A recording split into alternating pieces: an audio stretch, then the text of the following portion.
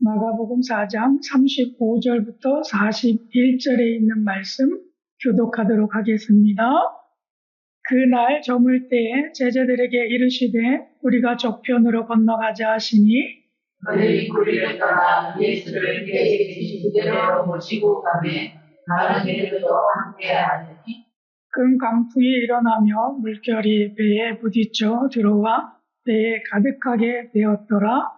예수께서는 몸에서 베개를 베고 누이시더니 제자들이 깨우며 이르되 선생님이여 우리가 죽게 된 것을 돌보지 아니하시나이까. 예수께서 깨어 바람을 꾸짖으시며 바다더러 이르시되 잠잠하라 고요하라 하시니 바람이 그치고 아주 잔잔하여지더라. 이에 제자들에게 이르시되 어찌하여 이렇게 무서워하느냐 너희가 어찌 믿음이 없냐 하시니 그들이 심히 두려워하여 서로 말하되 그가 누구이기에 바람과 바다도 순종하는가 하였더라. 아멘. 아멘. 우리 옆에 분들과 인사하겠습니다. 예수님 닮으셨습니다. 아름답게 성전이 지어가고 계시지요? 아멘. 네, 감사합니다. 네, 오늘 말씀해 주제는요, 주권을 가지신 하나님이라고 하는 제목인데, 우리 한번 따라해 보시겠습니까? 주권을 가지신 하나님. 주권을 가지신 하나님. 네, 우리 하나님의 주권에 대해서 이 시간 함께 말씀을 나누고자 합니다. 앞에 사진을 하나 띄워놨는데요. 한번 보시기 바랍니다. 무슨 사진일까요? 이 사진이요, 지난 6월 28일 날에 올라왔더라고요. 무슨 사진일까요? 혹시 이 기사를 보신 적 있으십니까? 거기가 올림픽이요? 올림픽은 아니고, 여기가 어디냐 하면 독도입니다. 독도. 그래서 독도에 6월 28일 날에 많은 분들이 가셔서 이 태극기가 30m라고 하더라고요. 네, 어마어마하게 큰 30m의 이 태극기를 펼쳐가지고 이 땅이 대한민국 땅입니다라고 하는 것을 홍보하고 있습니다. 그래서 이렇게 사진 찍은 것을 지금 전 세계에 지금 SNS를 통해가지고 좀 보내고 있어요.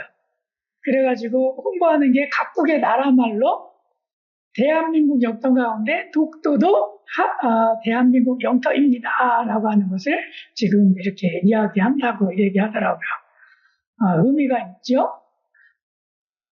어떻게 바라보면 대한민국 안에 이 독도라고 하는 땅이 다른 나라에서 우리 땅이야 라고 주장하는 나라들이 있어요. 그래가지고 아니야, 그것이 아니라 너희 땅들이 아니라 오래전부터 과거로부터 계속해서 이 땅은 대한민국 땅이었어 라고 하는 것을 선포하는 거죠. 이 이야기로 한다면 이 독도의 주권은 누가 가지고 있느냐 하면 대한민국이 가지고 있다라고 하는 것을 우리 모두가 기억했으면 좋겠습니다. 그래서 주권이라고 하는 것을 좀 우리가 생각해 봤으면 좋겠습니다. 주권이라고 하는 단어가 뭔가? 우리는 대한민국 헌법에 이렇게 제정된 것을 보면 처음에 이 헌법이 제정된 것이 1948년 7월 17일이에요. 그래서 지금 7월 달이잖아요. 그래서 이제 며칠 안 있으면 제헌절이 돌아오게 되는데 우리는 단순히 이 7월 17일 그냥 그렇게 이야기하면 이날도 그냥 쉬는 날이야. 이날도 빨간 날이기 때문에 우리 직장에 안 가. 그리고 쉬어. 이런 것만 기억하고 있으면 안 되겠죠? 이날이 무엇은 날이냐 하면 1948년 7월 17일 날에 처음으로 헌법이 제정된 그 날입니다. 그래서 그날을 기념하기 위해서 제헌절이라고 하는 것을 만들어 놓고 모든 행사들을 하는 것을 볼 수가 있는데 이때 대한민국 헌법을 제정하면서 헌법 제1조 1항에 이렇게 이야기를 했어요. 뭐라고 했느냐 하면 대한민국은 민주공화국이다. 그리고 2항에서는 또 이렇게 이야기했습니다. 대한민국의 주권은 국민에게 있고 모든 권력은 국민으로부터 나온다. 이렇게 되어 있습니다. 몇 차례에 걸쳐서 이렇게 개정을 하고 나서 이렇게 지금 우리가 사용하고 있는 이런 개정 헌법을 가지고 있는데 우리가 알고 있는 이 헌법 개정안이 것은 1987년에 있었던 것을 계속 저희가 사용을 하고 있습니다. 근데 여기에서 보게 되면 대한민국의 주권은 어디에 있다라고 이야기합니까? 국민에게 있다라고 이야기하죠. 그죠? 그리고 그 다음의 구절은 모든 권력은 또 어디로부터 나온다? 국민으로부터 나온다 그랬죠. 그래서 여기서 주권이 어디에 있냐면 국민에게 있다라고 얘기했습니다. 이 뜻은 무엇이냐 하면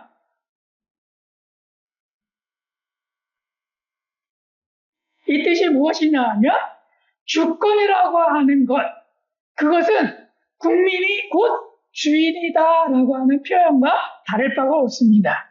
그래서 대한민국의 주인은 누구이다? 국민이다라고 하는 거예요. 대한민국의 주권, 그래서 국민이다라고 표현을 하고 있습니다.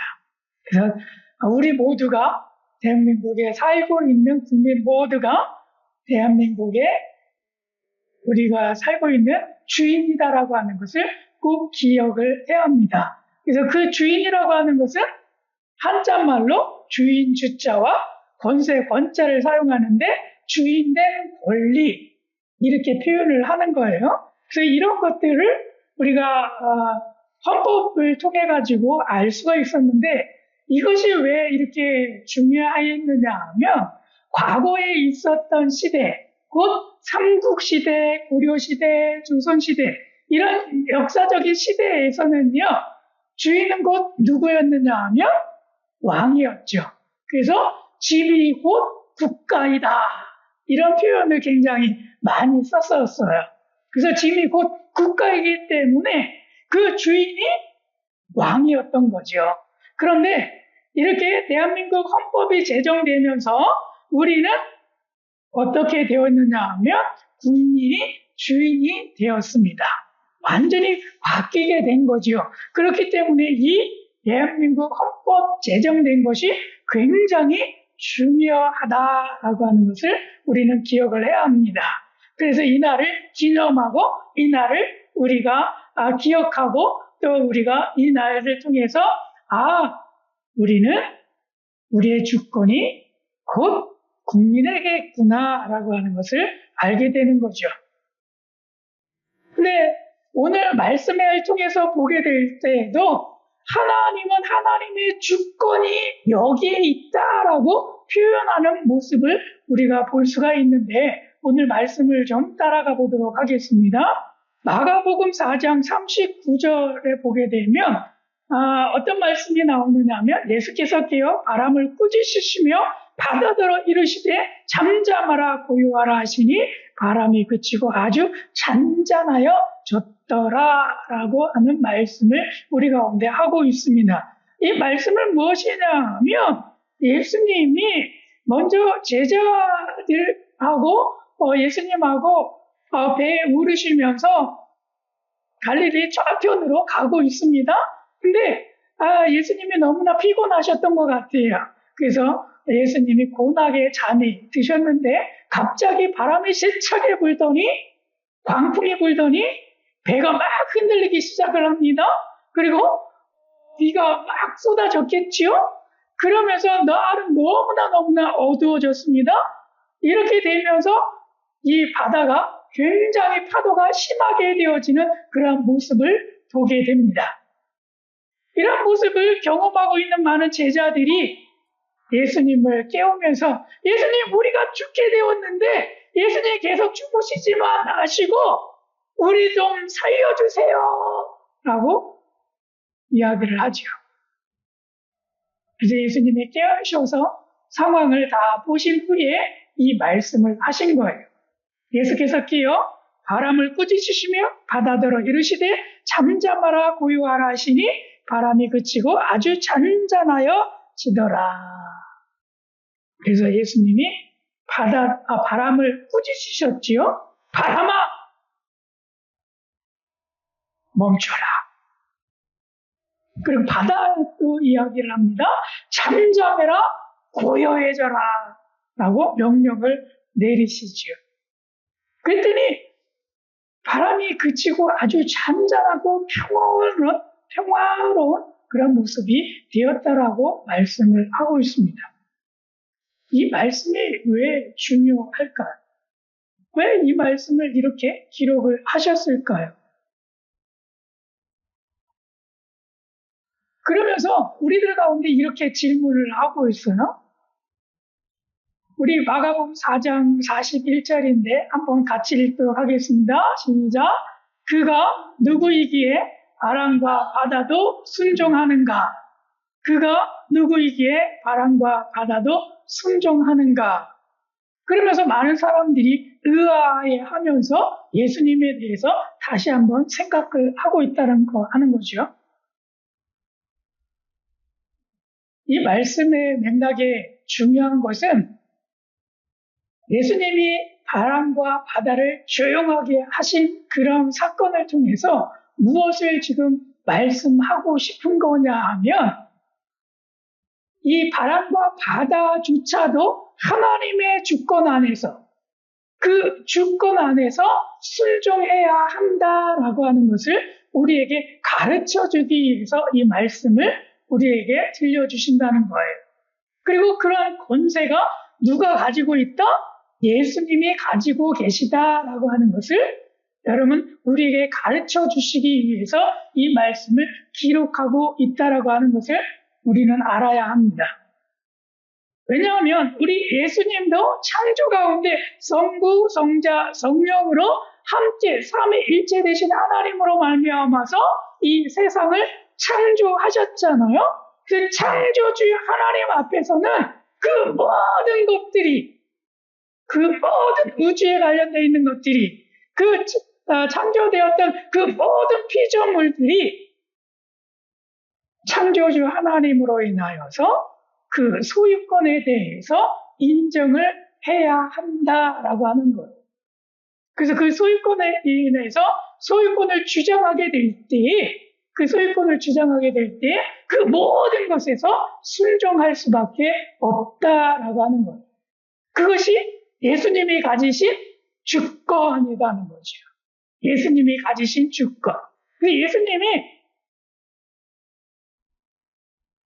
나귀를 바라보시면서 저 나귀한테 가가지고 제자들아 너희가 가서 주님께서 쓰시겠다고 해라. 그러면 그 사람이 이 나귀를 나에게 보내줄 거야. 이렇게 말씀하시는 성경 구절이 있죠. 그래서 그 말씀을 통해서 보더라도 예수님께서 나귀의 주인이시다라고 하는 것을 우리에게 가르쳐 주시면서 그 주인이 쓰시겠다라고 하니까 그 모든 사람들이 그것에 순종해서 줄 거야. 그랬더니 정말로 그 나귀 앞에 가서 그 사람 앞에 가가지고 주인이 쓰시겠다 하십니다. 이 나귀를 그리고 끌고 가니까 아무 말을 하지 않는 거예요. 아니 어떻게 우리 예수님이 그 나귀의 주인이 될 수가 있죠? 우리가 세상을 바라보게 되면 예수님은 그런 권한이 없잖아요. 남의 집에 있는 나귀일 뿐인데 그것을 주께서 쓰시겠다 하라라고 한다고 해서 내가 줄 수 있는 것이 아닌데도 불구하고 성경은 내어드리잖아요. 내어드리는 것으로 말씀하시잖아요. 그러니까 우리 성경을 바라보게 될 때 이 말씀의 맥락이 무엇이냐 하면 모든 것의 주인 되심, 모든 것의 주인 되심. 그렇기 때문에 그것이 주권이다는 거예요. 그것에 대한 주인된 주장. 그렇게 하는 거죠. 그래서 여러 가지로 보게 되면 성경에서는 여러 가지로 주권에 대해서 이야기를 하는데 그 주권을 이렇게도 이야기를 합니다. 시편 103편 19절에 있는 말씀인데 이렇게 되어 있어요. 여호와께서 그의 보좌를 하늘에 세우시고 그의 왕권으로 만유를 다스리시도다.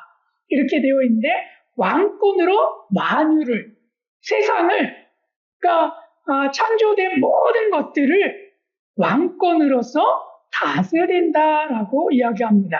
그래서 이 왕권에 해당하는 이 단어가 말투스라고 하는 이 단어인데 이 단어가 곧 하나님의 주권을 이야기하는 거죠. 그 주권은 하나님의 통치권을 두고 이야기하는 거예요. 이 세상을 하나님이 창조하셨으니까 하나님이 통치하신다. 그가 다스리신다. 이렇게 선포를 하고 있는 거죠.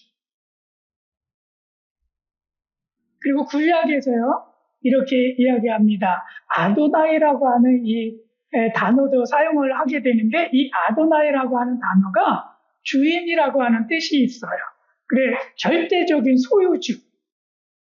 그리고 신약에서는 또 어떤 단어가 있냐면 잘 아시는 단어죠. 퀴리오스라고 하는 이 단어도 똑같이 사용을 하고 있는데 이 단어도 주인이고 절대적인 권위자. 그래서 소유주의 뜻입니다. 그래서 주님, 주님 이렇게 우리가 표현할 때 이 주님은 나의 소유주이시다라고 하는 거예요. 나의 소유주, 나의 주인 되십니다라고 하는 그런 표현이잖아요. 그 주인이 그 모든 것을 다 가지고 사용할 수 있는 권한이 있기 때문에 내가 주님이라고 부르는 그 순간에 나의 주권은 누가 가지고 있다? 우리 예수님이 가지고 있다라고 하는 것을 기억해야 합니다.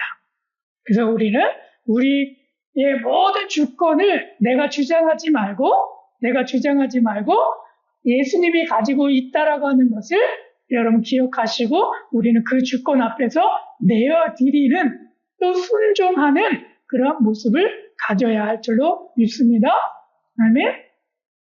제가 주말마다 차를 가지고 오면서 항상 내비게이션을 틀어놔요. 근데 내비게이션이 잘 인도하다가 있잖아요. 의왕 투어만 딱 지나게 되면 어떨 때는 월암으로 가라고 이렇게 딱 잘 표시를 해줘요. 그래서 항상 대부분 많은 횟수를 제가 월암으로 와요. 그래서 성균관대를 지나면서 저희가 교회로 오게 되는데 가끔 가다가 이 의왕도를 지나자마자 북수원으로 가라고 내비게이션이 가르쳐줘요.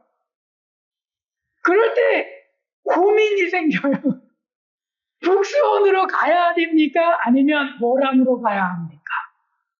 어디로 가야 되죠? 어디로 가야 되죠?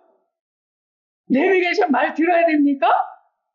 근데 이게 왜냐하면 습관상 제가 계속 월암 쪽으로 오잖아요. 그러니까 월암 쪽으로 오다 보니까 그쪽으로 간다 할지라도 다 가는 길이고 내가 계속 이렇게 다녔으니까 나 이쪽으로 갈 거야. 그리고 제가 차를 몰고 옵니다. 그러면 변화가 있어요. 어떤 변화인지 아십니까? 네. 내비게이션에서 도착 시간이 늘어나 있어요. 도착 시간이 늘어나 있어요. 그러니까 결국에는 그만큼 막혔다는 얘기잖아요. 그러니까 막히지 않는 길로 인도해 주는데 막힌 길로 내가 선택해서 그렇게 감을 통해서 시간이 늘어나고 그럼을 통해 가지고 내가 더 늦게 도착하는 그런 일들을 보게 되죠. 요즘에 주권을 누가 가지고 있느냐? 라고 볼 때 운전자가 주권을 가지고 있는 게 아니고요. 요즘에 주권은 내비게이션이 가지고 있는 것 같아요. 내비게이션이 가지고 있는 것 같아요. 대세인 거죠, 대세. 그죠? 예전에는 내비게이션이 없을 때는 내가 알아서 내가 가는 대로 가는 거야. 그 길이 막히든 빠르든 그거 상관없이 그냥 내가 가는 대로 가는 거야. 그러고 갔는데요. 요즘 대세는 내비게이션이 나의 주권을 가지고 주인 행세를 하죠. 그런 것처럼 여러분, 우리가 우리의 삶 속에서도 나의 주권을 내가 가지고 있다라고 해서 나 이렇게 갈 거야, 저렇게 갈 거야, 이렇게 살 거야, 저렇게 살 거야 하지 마시고요. 하나님의 음성을 듣고 하나님 앞에 나의 주권을 내어드리고 그의 음성을 듣고 따라가 나간다면 여러분, 시간이 늘어나서 늦게 도착하는 것이 아니라 막힌 길을 가는 것이 아니라 힘겹고 고난된 그런 고난의 길을 가는 것이 아니라 좀 더 편안하고 좀 더 내가 수월하게 갈 수 있는 가장 빠른 길을 하나님은 우리를 인도하실 줄로 믿습니다. 그 주권 앞에 내가 내어드리는 그 순종함이 필요할 줄로 믿습니다. 우리 여러분, 하나님 앞에서 그 주권 앞에서 우리의 삶의 모습을 내어드립시다. 만약에 이 주권이 예수님에게 없었다라고 한다면 바람과 바다가 잔잔해졌을까요? 명령한다고 들어질까요? 그 주권 앞에 세상에 있는 모든 창조물들은 다 순종하더라라고 하는 거예요. 그 창조물 가운데 나도 창조물이에요. 하나님이 창조하신 창조물이. 그런데 나는 세상의 이 바람과 바다조차도 순종하는데 하물며 사람이라고 나 안 해요, 못해요? 그러시면 안 돼요. 이렇게 이야기할 수 있냐는 거. 주께서 말씀하실 때 하나님의 음성으로 들려주실 때 그 말씀에 우리가 순종할 수 있는 그런 모습이 되었으면 좋겠습니다. 성경에는요, 다양한 주권들이 나와 있어요. 그 주권에 대해서는요, 창조의 주권이 있습니다. 하나님이 창조하셨죠? 그리고 역사의 주권이 있습니다. 왜냐하면 모든 나라를 역사서에 보게 되면 흥하게 되어 하시고 또한 멸망하게도 하시고 그 주권을 누가 가지고 계시다? 하나님이 가지고 계시다라고 하는 것을 알 수가 있습니다.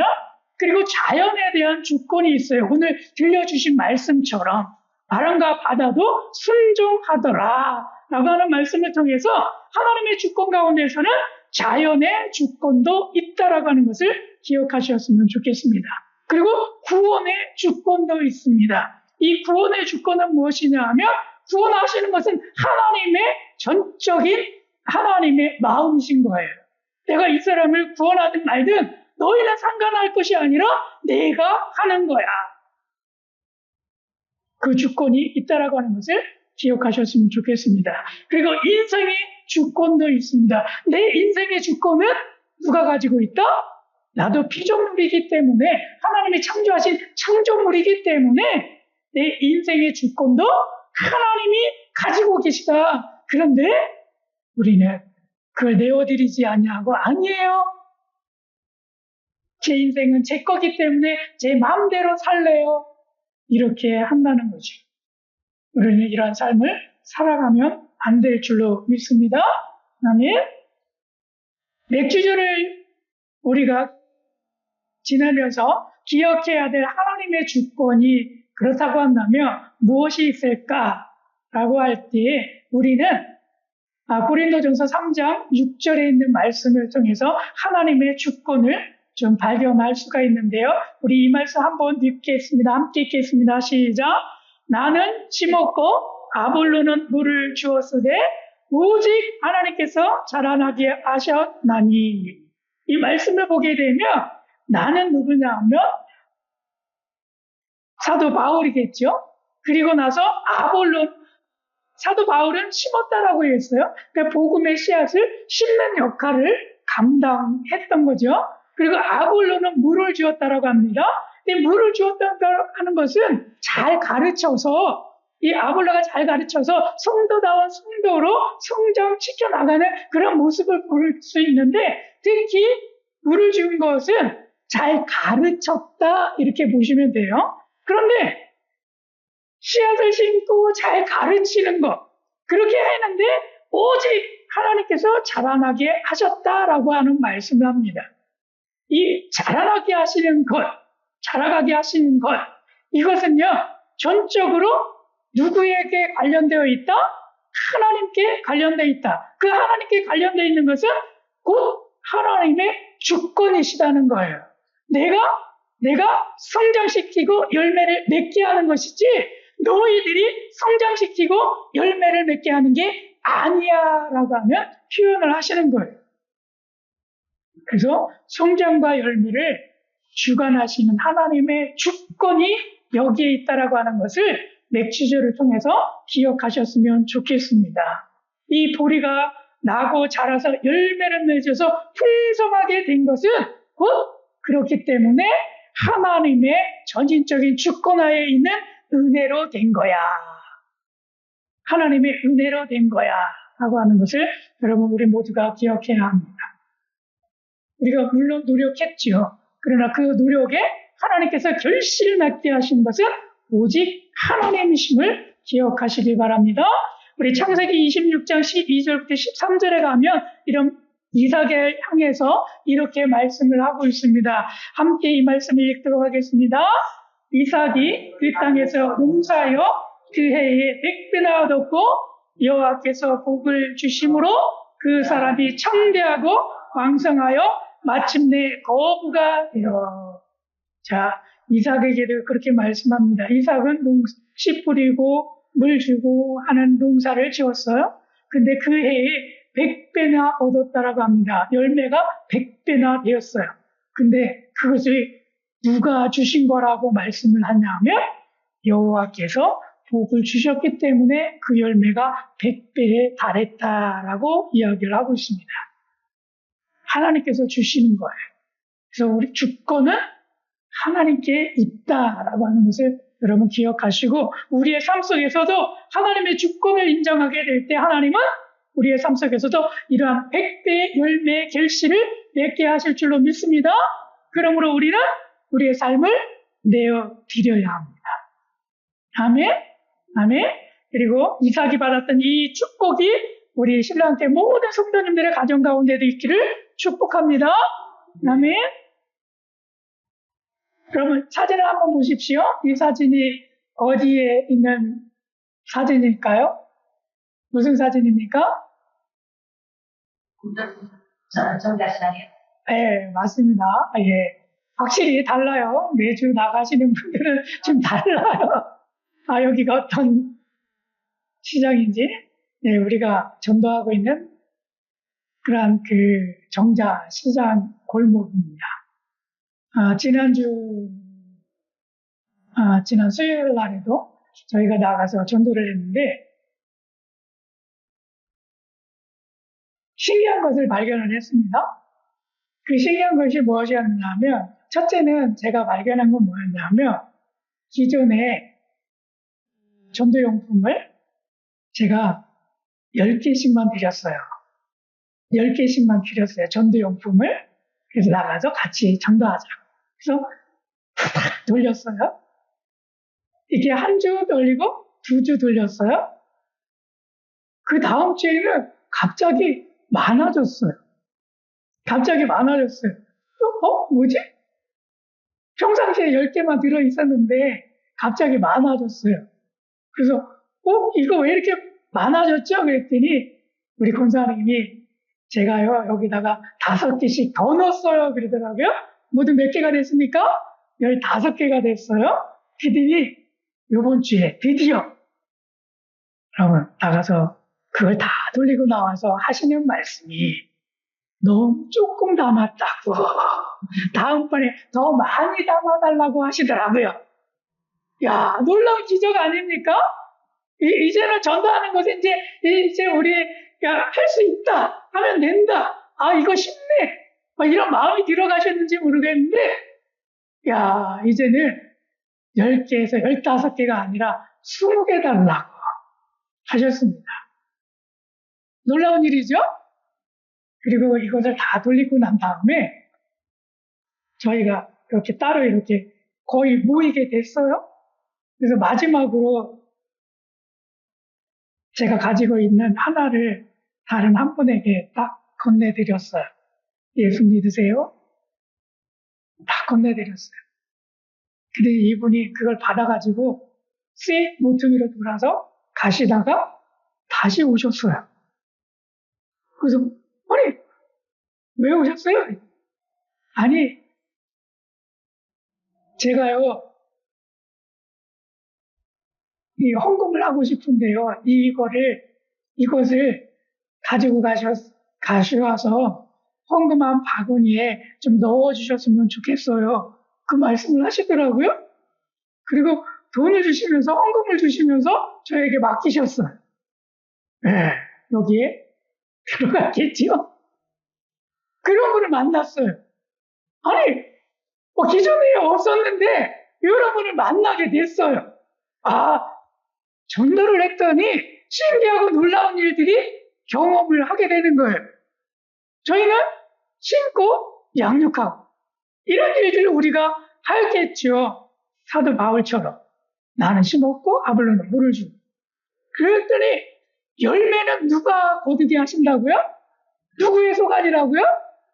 하나님의 소관이라고 말씀하셨잖아요. 근데 하나님은 요만큼씩 우리가 전도하게 될 때 보여주시더라고요. 자라가는 모습을. 성장케 하시는 그 모습들을 보게 하시더라고요. 그래서 우리가 실망하고 낙심하고 하는 것이 아니라 열매를 하나님께서 거두게 하시는 것이니까 하나님 앞에 맡겨드리고 우리는 열심히 전도하자. 그 마음이 딱 되더라고요. 그러면 때가 되면 하나님께서 열매를 거두게 하시겠구나. 그의 조짐을 보여주시더라고요. 그의 조짐이 보여요. 소망을 가지시길 축복합니다. 나갈 때마다 이거 힘들어. 날씨 더운데 이렇게 한다고 뭐 될까? 이런 부정적인 생각 가지지 마시고요.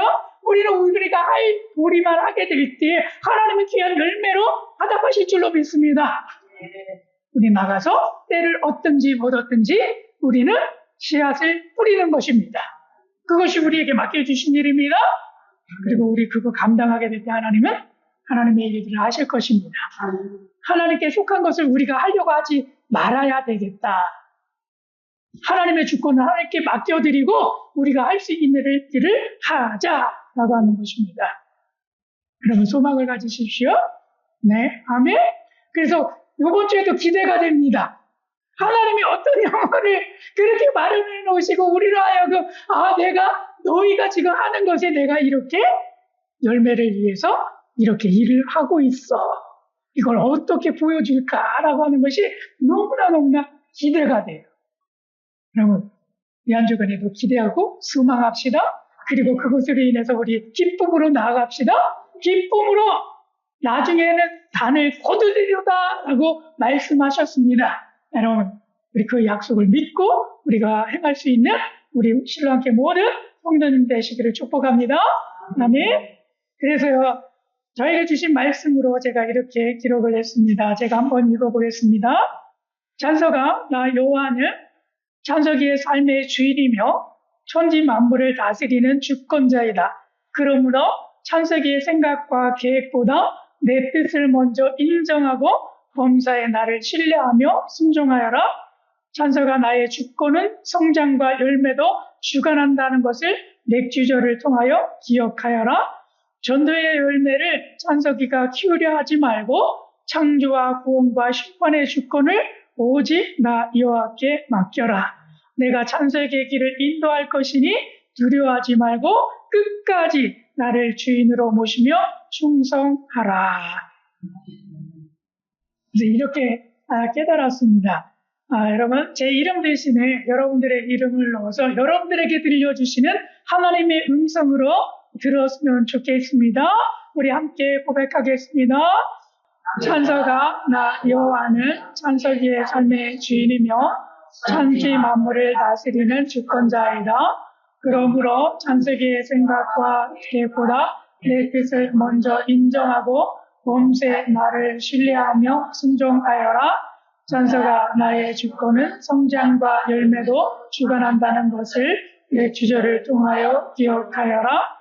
전도의 열매를 장서기가 귀려하지 말고 창조와 구원과 심판의 주권을 오직 나 여호와께 맡겨라. 내가 창조기의 길을 인도할 것이니 두려워하지 말고 끝까지 나를 주인으로 모시며 충성하여라. 아멘. 아멘. 우리가 이러한 삶을 살아내서 하나님 앞에 큰 영광 올려드리는 우리 복된 삶이 되어지었으면 좋겠습니다. 말씀 나눔의 제목을 드리도록 하겠습니다. 계속해서 마가복음 4장 35절부터 41절에 있는 말씀을 묵상해 주시고 아침에는 이렇게 좀 깨달아 하셨으면 좋겠습니다. 창조주 하나님께 있는 주권, 이것을 좀 깨달아 하셨으면 좋겠습니다. 그리고 낮에 미션으로서의 적용할 것은 어떤 일을 결정하기 전에 하나님께 주권을 인정하는 그러한 고백들을 했으면 좋겠습니다. 저는 이것을 할 뿐입니다. 하나님께 뜻에 순종하겠습니다. 하나님의 주권을 인정합니다. 이런 고백들을 좀 하셨으면 좋겠고요. 밤의 기록으로는 어떤 결정을 하고 할 때 주권을 인정했는지 그러한 것들을 좀 기록으로 남기셨으면 좋겠습니다. 그리고 기도로는 범사에 주권을 인정하게 하소서 이렇게 기도하시고요. 그리고 이런 경험들을 하시고 나서 다음 주에 우리가 말씀 나눔의 시간을 통해서 이 경험들을 나누어 주셨으면 좋겠습니다. 아멘.